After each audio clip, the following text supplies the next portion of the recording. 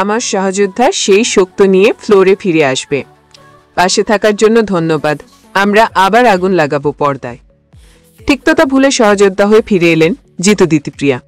সহ অভিনেত্রীর কঠিন সময় পাশে দাঁড়িয়ে আবার মানবিকতার পরিচয় দিলেন জিতু। জি বাংলার জনপ্রিয় ধারাবাহিক চিরদিনই তুমি যে আমার এর দর্শকদের যেমন দিন দিন আরো উৎসাহী করে তুলছে, আনন্দ দিচ্ছে, পাশাপাশি কিছুটা চিন্তার ছায়াও ফেলেছে। প্রিয় চরিত্র অপুর অভিনয় যেন কোথাও একটু শারীরিক দুর্বলতা চোখে পড়ছে, এমনটাই মনে করছেন অনেকেই।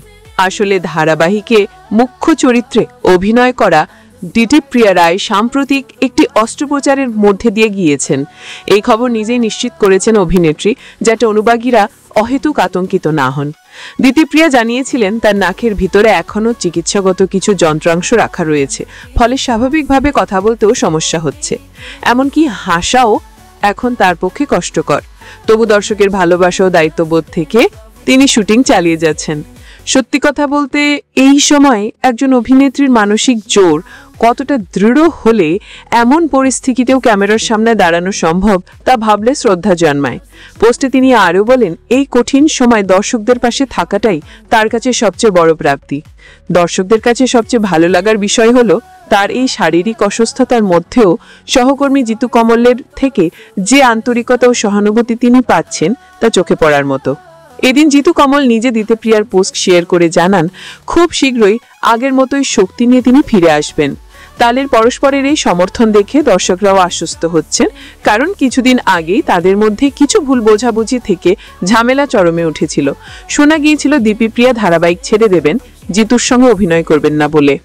সেই সব ভুল ভেঙে এখন তারা আবার বন্ধু হয়ে উঠেছেন, এটা যে সত্যি ভালো খবর। এই দিন আবার দিতিপ্রিয়া নিজে জিতুর পোস্টে মন্তব্য করে কৃতজ্ঞতা প্রকাশ করেছেন এই কঠিন সময় পাশে থাকার জন্য।